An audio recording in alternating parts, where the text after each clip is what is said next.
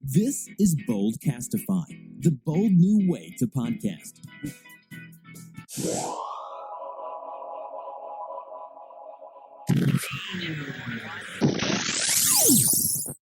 Hey everybody, this is Clay with Boldcastify. We're starting out Boldcastify Tech and Games. It's going to be a new podcast, obviously, about tech and games. My name's Clay. Robert. And Chris. We're obviously live on location on Friday night, so there may be a little background noise, just as a heads up. So, let's get into it. E3 starts tomorrow. Tomorrow, yep. The EA Sports segment is going to start, kick off Saturday. Past that, we won't really have much for tomorrow. Maybe a few indie developers, and I know it starts the actual convention. Then Sunday is really where it kicks off. We get the Bethesda conference and the Microsoft conference, which are going to be the highlights for the weekend. It's going to be exciting. I'm looking forward to it. Oh, yeah. What do we expect out of the Microsoft conference? The biggest thing out of the Microsoft conference is actual gameplay and finalized specifications for the Microsoft Project Scorpio, which is the newest version of the Xbox One. All right, so what's the upgrade? The RAM, the hard drive, or the CPU? Basically everything. Wow. It's got, I think, 6 teraflops of GPU, which is the most powerful video card to date that has been built. Basically made for native 4K gaming. It's going to have a 4K Blu-ray drive. It's got 12 gigs of RAM, which is 4 better than any of the existing consoles. Even the PlayStation Pro is 8 gigs of GDDR5 RAM, but the Scorpio is 12 gigs. It's going to be amazing. Yeah, it's looking to push the boundaries of what we've got, basically maximizing everything we have in visual standards for video games. This is going to put the Pro to shame. It is. It really I mean, is. I really hate to say this because I'm definitely pro Sony. Oh, absolutely. Yeah, and the Pro is a great system, but Microsoft has gone out of their way, spared no expense to hand-pick and hand-create parts for this machine to blow the competition out of the water. Yeah, they knew what they were doing. They were waiting.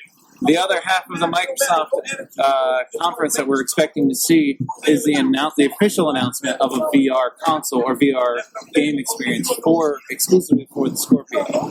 Because in their initial specs launch, it said that it will quote-unquote be VR compatible, but we don't know if that's going to be some sort of partnership with Oculus or with like the Vive, or if it's going to be Microsoft's own like in-house VR stuff. Incredible. This might the Kinect, I would think they're all in-house. If they use the Kinect camera, since it is a 3D full-range motion camera, it'll definitely be a lot easier than sourcing out to another company. They have all the technology in-house, so it would make a lot of sense for them to do it. Exactly. And a lot more profitable. This definitely would be pioneering a lot more overhead. For all the stats brought down, that just right there is going to blow them out of the water. Unfortunately, it's going to take Sony for the good shape. Oh, yeah. Or at least on paper, obviously. Yeah, it's all about what developers do with all that technology. Right. That's always what it's been. I mean, all the way going back to the Genesis. Yeah, I mean, It's all about, The Genesis was a more powerful console, but less companies made games for it than the SNES. Right. And you just have a continuous trend of that. Like, you have the Dreamcast during the PlayStation 2 era, where nobody touched the Dreamcast. Dreamcast had so much potential. Yeah, the GameCube, which was, in essence, Dreamcast 2.0, had the same issue. Nobody would make games for it, but it was, on paper, a way better hardware console. I don't see the big demand for VR. No, not right now. I do see the future of gaming, but in its current state, it's not fully fleshed out. That being said, if you haven't tried it yet, it's a lot of fun just on a like plain and simple arcade style, like everything we imagined VR would be as children growing up in the like late 80s, early 90s. It's come a long way. It's come a long way because like you have like, a virtual boy. Yeah, exactly. Right, it's definitely not Virtual Boy anymore. So we're finally getting there. It's got a little bit of advancement to go, but it's on the right path. God, Virtual Boy was so bad. Oh man. I remember them trying to rent one from Blockbuster. I want to know like how hard it would be to like get a class action lawsuit against Nintendo. I feel like that red lighting really, really messed with a lot of our vision. Oh, I can only imagine because for anyone that doesn't remember Virtual Boy, it was simply kind of like how the Game Boy is grayscale. It was red and black. That's all it was. Red and black. but it wasn't like dim red. No, it was a like, very bright red. It was super bright red and super dark blacks, and those were the only two colors you got. Yeah. You had to hold the set to your head. Yeah, there was a physical warning on the actual box that said not to play for more than, I think it was like an hour or two. What is it called again? Virtual Boy. Yeah. Yeah, that. I mean, for its time, it had a great concept. Right. It was just the 20 years technology ahead. wasn't there. It wasn't there. Yeah. It definitely needed to wait a little while.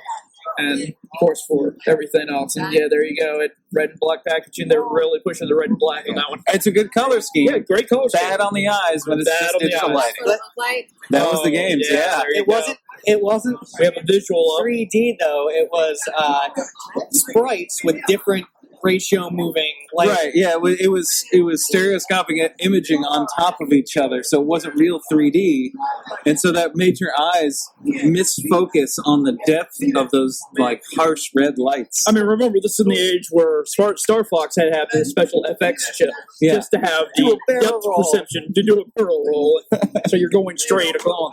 I believe the same FX chip was in the Super Mario Kart, actually. Yeah, yep. Yeah. Still love it. Oh yeah, still love that one. Speaking of that one, has anyone played the new Mario Kart on? Well, it's not really new Mario Kart, which is on Wii. Right, the Wii U. re-release of the Wii U Wii Mario release, Kart 8. Yeah. I played it on Wii U. It's a lot of fun. I played a lot of it on the Wii U. I've played a tiny drop on the Switch, as I do not own one myself. But Switch is I spent a fantastic. lot of time with the Switch, and I feel like Nintendo's really done the right thing as far as moving their consoles forward. That hybrid handheld home console Yeah, was that, the right that was the right move for him, because I've been messing with Switch for about a week now with Mario Kart 8. Mhm. What was it? It's Mario Kart 8 Deluxe? Extended Deluxe. There you go. Yeah. Thank you. Incredible game. Oh, yeah. But then again, I haven't played the last few Mario Karts. I like how you can customize your vehicle. Yes, you can do that. Customizing your vehicle, they had a great character selection, just an enormous amount of tracks to choose from. Yeah. And the graphics, if you were to take a picture of like today's Mario Kart and Send it show back. it to people back in the 90s, playing the original Mario Kart, and be like, Even Mario this is 64. the Yeah. same game in the next 15 years, people will tell you, because it's like, it'd be like Link driving one of the little Mercedes tie-in bonus carts on like this super HD level, and people just like, yeah, No, that's fake. it's a concept art. Yeah. It's drawings. You gotta have That's a how game. people really did still think that was Zelda. Huh? Going back that far, people Oh, really yeah. thought that was Zelda. True. That's very true. But I mean, the graphics on it, it's very amazing. You don't see any flaws. Honestly, I mean, like you see in 64, where you go through certain pieces and the road kind of merge, and you kind of like go through this, go through that. They spent all their time on the Rainbow Road. Now the game that I haven't made it to Rainbow Road yet. Rainbow Road looks pretty. Yeah. That's a gorgeous level. I did go. It's super cool because you're like driving through space, and it's like the Rainbow Road is connecting these different bits of a space station in the new one. It's super cool. Yeah, I did go and play Super Mario Kart. Play the battle mode. Uh-huh. And do you remember the Battle Mario Kart from Super NES? Yeah. We Oh, played the that. balloons. Yeah. Yes. Well, you remember the old stage, the Mario Kart Stadium? Yeah. From Super NES? Yeah. We played that stage. Yeah. Nice. In 3D. It's amazing. That's awesome. It definitely harkened back to the old the days. 4-color 3 level, 4-color 3 level Mario Kart Stadium. Where it's got the 4 different sections, like the Yeah, red, 4 different green, colors. Yeah, blue, and the yellow four section. red, Yeah. green, yeah. Looks beautiful. That's See awesome. that in That 3D? one was not in the Wii U. I think that's only, Oh, it's not? I think that's only in the Switch edition. Oh, so that may be Switch exclusive. Because I know there's a couple tracks and a couple characters like the Inklings or whatever they are from Splatoon. Okay. Yeah, Those are in there. those are It exclusive. seems to Switch. be about 20-something characters that are in there. That's a lot more than what Yeah. Wii U. I think that they have like 12 or 15. Yeah, there's a nice 12 create a plus the character. 4 You can make your own downloads, Mii. and then the Mii's. Mii's. Yeah. Yeah. Because we made a few of those. Like I said, I wasn't even aware of Wild Luigi. Mhm. That was Yeah, breaking he's news to been- me. Out for a very long time. Oh, I was a little slow on that one. He's only been in like Mario Party. Yeah, I think he started because Like Mario Party Wario. 4 or something? No, I think he started in Mario Tennis because Wario needed a partner for doubles matches. That makes So they sense. made an evil Luigi. Yeah, and of course, what's annoying? Wario has to be really fat. Statue things that are money grab. Fuck them. Fuck you, Nintendo. The amiibos. Oh Lord. Thank you. But I mean, I love Wario because he was good. He was my guy on Super Mario Kart 64. Oh yeah. That was my favorite because he was always the kind of bigger driver, so he could swing around, drift a little bit. Get those heavier turns. Yeah. Great battle mode. But anyways, skew it back to E3. Does anyone know what we expect from Nintendo from E3 or anything? I've heard a And little they're going bit. to announce they're going to stop making platforms and instead just do video games because it's the only thing they're good at. I know we're going to find out more. So I don't know what all they have planned, and a lot of it's going to come through their Treehouse stuff, which is like their own like live cast. Yeah, stuff that they have going on during the week of E3. They announced the re-release of Pokemon Gold and Silver on the Virtual Console, like they did with Red, Blue, and Yellow, and they're making an upgraded version of Sun and Moon called Ultra Sun and Ultra Moon. We'll probably find out about a couple more Switch games, or more details at the very least, maybe. Yeah. Details on the new DLC for Breath of the Wild, which is another selling point of the Switch. It is. Holy crap, that game That is is amazing. It's That pure, world map is I heard there's some humongous. weapon issues. The Oh, is biggest there? thing is weapon durability. The weapons break over time, but they break really quick. I've heard So, that. like, early on, weapons have like 5-6 swings and the weapon will shatter. Later on, it kind of fixes itself. The weapons just that you find are just better. But Okay. starting off is hard. You just basically have to rotate out. Don't expect to have the same sword ever. It's about normal To an extent. to an extent. Yeah. But the coolest part about it is that you can do the game in any order, and that the game world is gigantic. Like, it puts games like RPGs like Skyrim and stuff to shame how big the world is. It takes like an hour in real time to go from one end of the map to the other. It's stupid. My understanding, it's an incredibly large map. Yeah. I mean, And the amount of stuff- they spent a long The time. amount of stuff to do is really cool, like completing all the little side quests, helping out villagers. You can catch horses Very and much. train them, and just the overall environment's really cool. Definitely, hopefully, we'll see what the DLC is for that, because it's supposed to be like new map expansions and big dungeons and stuff. The dungeon That's exciting. Past that, we don't really know what they're going to bring to E3, because they've kind of already told everything they have coming up. Yeah. There's probably some exclusive DLCs, like you're saying. Yeah, I've also heard there's talk about a Star Fox game. there have Oh. been rumors. There's been There have rumors. been rumors, and So nothing hopefully confirmed, we but- find something else. That would be Yes. really cool. The one on the Wii U was really good, Star Fox Zero. Yes. It got a lot of flack for being too much like the old ones, which doesn't make any sense. Cause The old so ones what are makes fantastic. Nintendo Yeah. great is the I mean, games are always the same. yeah, the Star Fox games on the Nintendo and the early Nintendos were fantastic. That's what made them. Some more big E3 news. Let's see. PlayStation got a lot of exclusive titles to showcase off this year. Tons of stuff. The new Spider-Man being made by Insomniac, Yes. which, for those of you who don't know, are the guys who created Ratchet & Clank, did Sunset Overdrive on the Xbox One, have had a huge hand in platforming games over the past decade. They've got exclusive rights to make a new open world Spider-Man game. It's going to have its own original story. That's fantastic. If it was half as good as Maximum Carnage, I would. Exactly. That'd be amazing. Yeah, I'd be all over that. it should be really good. It's And my of favorite course, Spider-Man. God of War, the new God one. of War. Yes, I'm excited to see what they have. Norse for that one. Gods. Yes. The graphics look amazing, Yes, and I the like the graphics. mechanic of Yeah. basically like you're this maxed out hero. You've done everything. You've killed an entire pantheon of gods in Greece, and now you're raising your son and like trying to like raise him to be a man. And so that'll be interesting. The dynamic there of like dad Kratos. That'd be interesting. I'm looking forward to that I one. think I saw like a preview for that. Doesn't his son get like burned alive in front of him, or was that the previous game? No, that was one of the older games. That was one of the Okay. older games. Yeah, I'm looking forward to that one. What was it? Sony has something else coming out.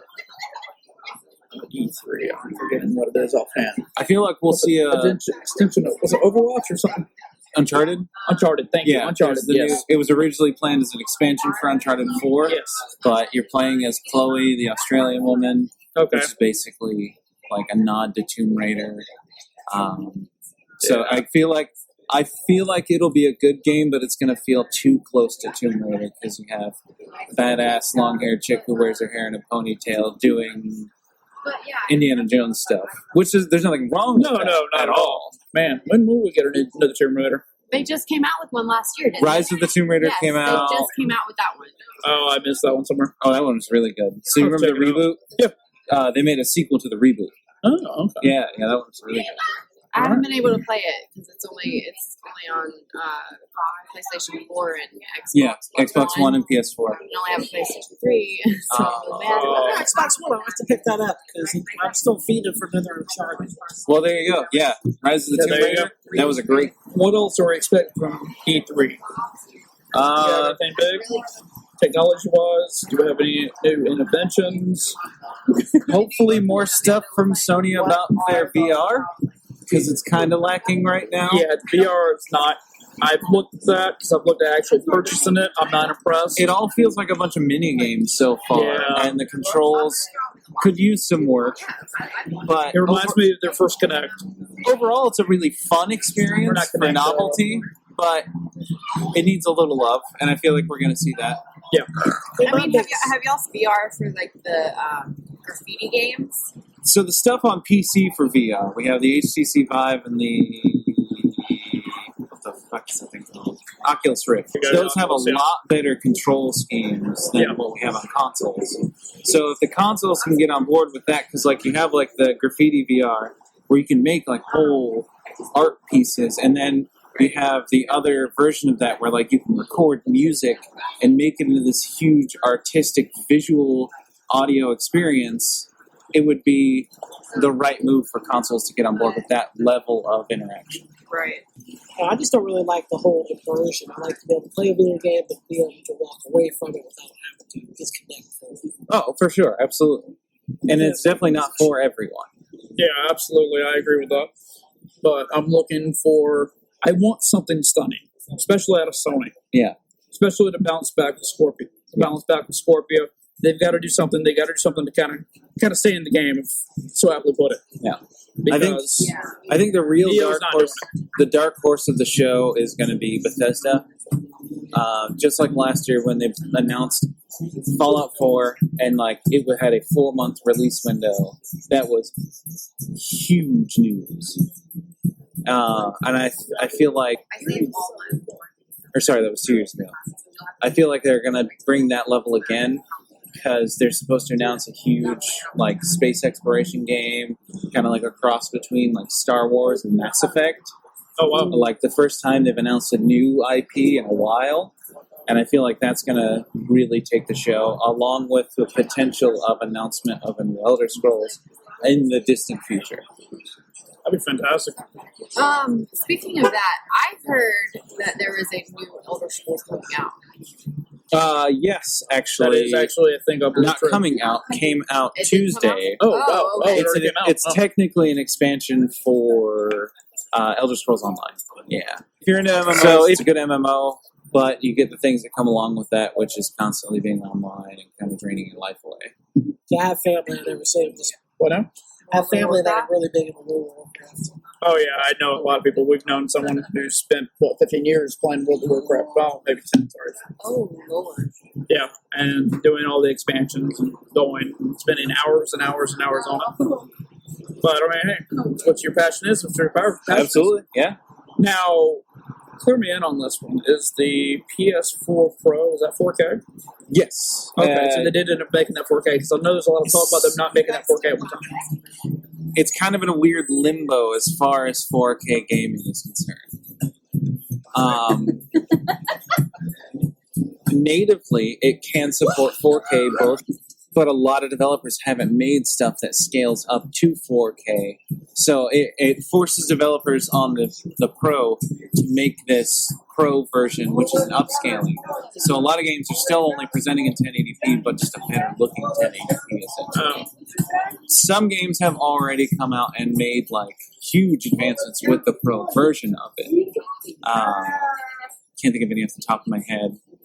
But it's a small number of titles that have actually fully utilized it, which I feel like is going to be kind of that final nail in the coffin once the Scorpio comes out, because the Scorpio not only is natively 4K, Right. and you can use up to those 6 teraflops of GPU, which is just a stupid amount of graphical capacity.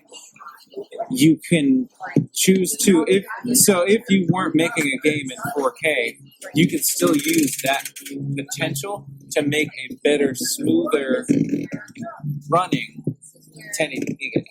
It makes a lot more sense. Higher pixel density, that kind of thing. Right. Instead of strictly making, it has to have an upscaled version for the pro version of it.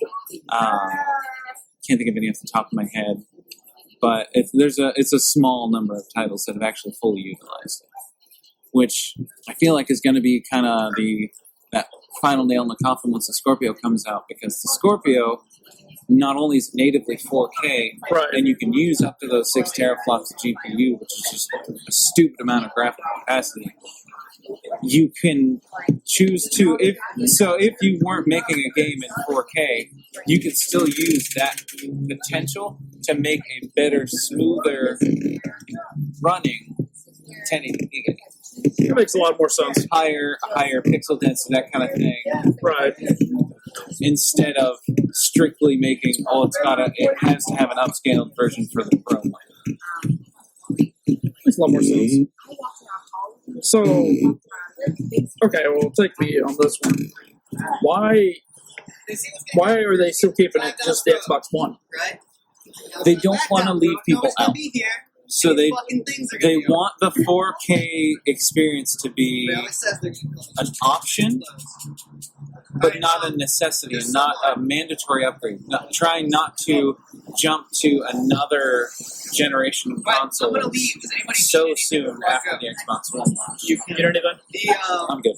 Okay, as you were saying. Sorry. Does someone want to go and find CJ? That's how you decide. So the Xbox, so Microsoft doesn't want to force another console generation gap. If they're not his important, throw them out. You can bring them to me. Anybody. So if they were to make it mandatory jump up, if they made games exclusive to the Scorpio, it would make it mandatory for everyone who's an Xbox player to jump to the next console to get those newest games. Right. But by making it still an Xbox One console, you can still get the same games, play the same great games, and if you don't have a 4K TV, there's no point in getting the Scorpio because you're not going to notice a difference. Nope. It's going to look pretty much exactly the same. Right. It'll run better, it'll run smoother, So in theory, but there's no need to So upgrade they if you cap don't you at have 40 frames a second because that's what those companies do. Exactly. PC Master Race. Can't be at 40 frames. So the PS4 and the PS4 Pro have a bad habit of, even in the Pro mode, capping off at 30 frames. We have yet to hear anything official as far as what the Scorpio does, which is hopefully because it's got that crazy graphics processor, Right. not going That's to happen. wild. Only a few games are going to cap you off. Like I know Destiny already announced with Destiny 2, or Bungie announced with Destiny 2 that they're going to cap you off because the PS4 can't do it. So that way, even if you're on the Scorpio, Yeah. they said, no deal. And that's mostly because they have that long-standing advertisement deal partnership with Sony. All the Right. exclusive So they're not stuff going to for- mess them up. Right, they're not going to fuck over those long-term Destiny players just to make it look better on the Scorpio. So it's going to look the same for everybody. Right. Makes a lot of sense. But overall, it makes sense because it's another way of extending the life of the consoles. Because it's not Which you've seen that in the PS2, you've seen it in the PS3 and 360, and now you're seeing it. They've been getting longer. The life cycle's been getting longer and longer. Exactly. While technology advances, the console life gets longer because they use a little bit ahead of what's current Right. to try and make the best thing to give them the longest lifespan. I think that's what they're doing with the Pro and the Scorpio, is trying to increase the longevity of those console generations, so that you're not forcing people to go out and spend another $500-600 at launch time to get into Makes a lot of sense. the next generation. All right. On Nintendo, do we have any word on Microsoft? Do we have any word on the Odyssey? Super Mario Odyssey. We have not seen really a whole lot with that. We've seen We heard rumors. some promotional. We've seen some promotional images and videos, but it looks like they're kind of harking back to the Mario 64 days. Really, Yeah. like big open environments, 3D gameplay, an interconnected world. I think it's cool that they're trying to like tie in like real world type places. Yeah. Like they have, and I can't think of the name of the place off the top of my head, but they have like a fictional version of like New York City, like this big, huge, towering city, like taxis all over the place. Oh, that's gonna be amazing. So it looks really cool. The graphics are amazing. We may see more about that at E3. Might have a Mario Kart minigame in there. Yeah. Absolutely. It'll probably draw a lot of influence from previous Mario titles. Do we have anything on mobile right now? Nothing on mobile, like Pokemon or anything of that nature? Not to my knowledge, no. The biggest thing is, I think, just like new app games coming out every week, but nothing has been stellar enough to take off as a trend over the past few months. Yeah, I don't really see much. All right, switch to tech for a half a second. Concept of or final, actually, what appears to be the final proposal of the iPhone 8. It appears to take up the entire full screen. 100% the full screen of the phone on the front. The glass goes along the side. Mm-hmm. So it Like takes up the this. edge? Yes. Yeah, very similar to the Rounded edge. screen like the Edge. Okay. Very similar to the edge. The home button is gone. Yep. It's touch sensor entirely now. So, as far as what we've heard, From what we heard, but from what we've seen, at least what I've seen, the home button is not as gone as we thought. It's on the back. okay, so drawing a little inspiration from like the HTC series phones, LG. right? Like this right here, Right. where Yeah, it unlocks on the back. Exactly. Okay. makes sense. And this is from a pretty solid source. That Yeah. the entire piece is full When it comes glass. down to it, like I don't know how I feel about that. every year we get these leaks on the iPhone Right. updates, and it's within 2 or 3 months, which we're at that time period. We're Right. about 3 months out from the launch date. The rumors are typically pretty accurate. So I feel like because of the way that it extends the screen, those edges are a must to keep iPhone relevant. Yeah, it's got to be. Now, as far as the unlocking mechanism on the back, not entirely necessary, but It just seems to me more of a hassle, more problems. Well, no, I don't think so. the You don't way believe so? Because all of my phones I've had before, it's not an iPhone, but all of the phones that I've had before, the lock was either on the front or up here or on the side. Just having it on the back, you already It's hold just- your it's phone like easy. that for stability. it's very That easy. makes sense. And the double tap doesn't always work when trying to hold it in your phone. Those front All right. sensor haptics are pretty hit and miss. So This it is makes always sense to someone make it who's always had an iPhone. So where I've always used iPhone. So.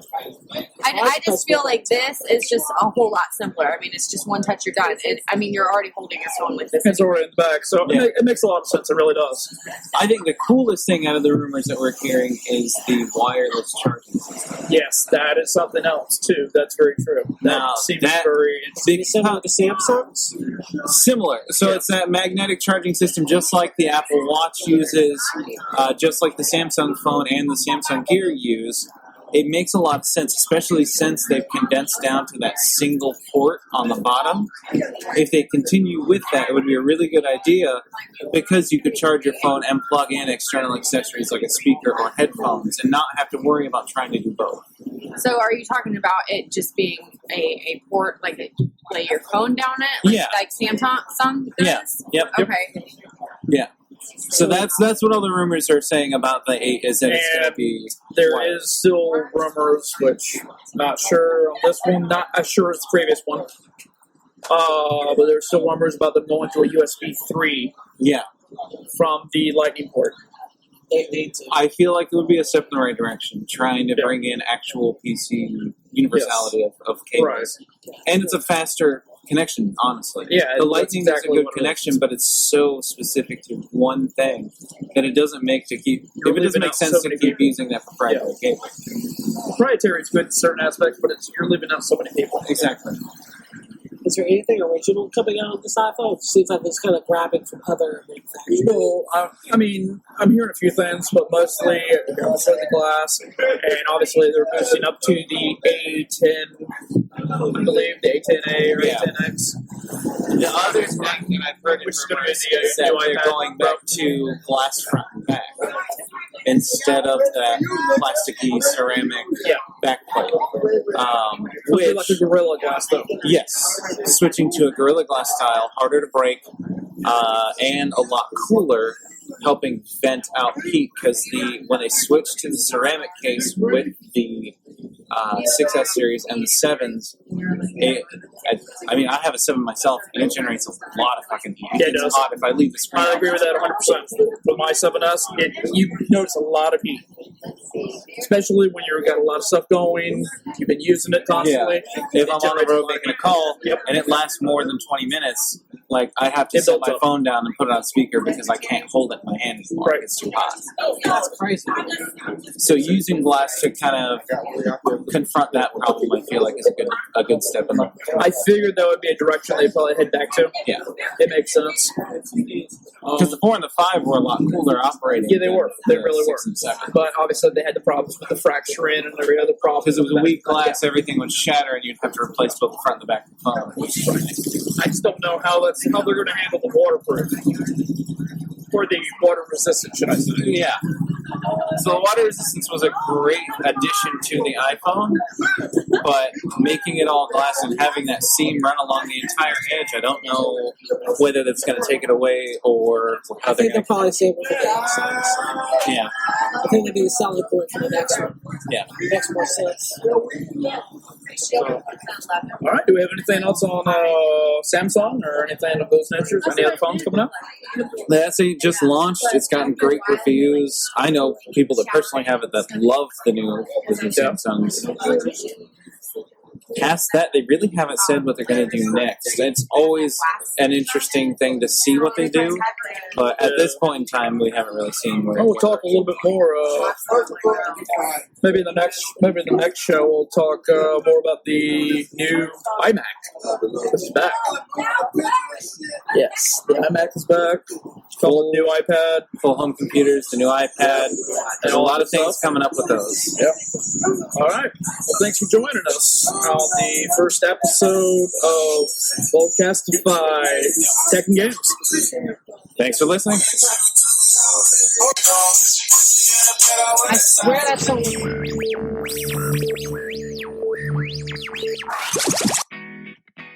If this is your first time listening, then thanks for stopping by. This has been a Boldcastify production and is produced just for the people of Duval and beyond. Also, show notes and upload dates are found at boldcastify.com. Come back often and feel free to add the podcast to your favorites on Spreaker, SoundCloud, and YouTube. You can also follow us on Facebook, Instagram, Twitter, Periscope, and Snapchat at Boldcastify. All links are on social media. Think bold, speak bold, live bold, Boldcastify.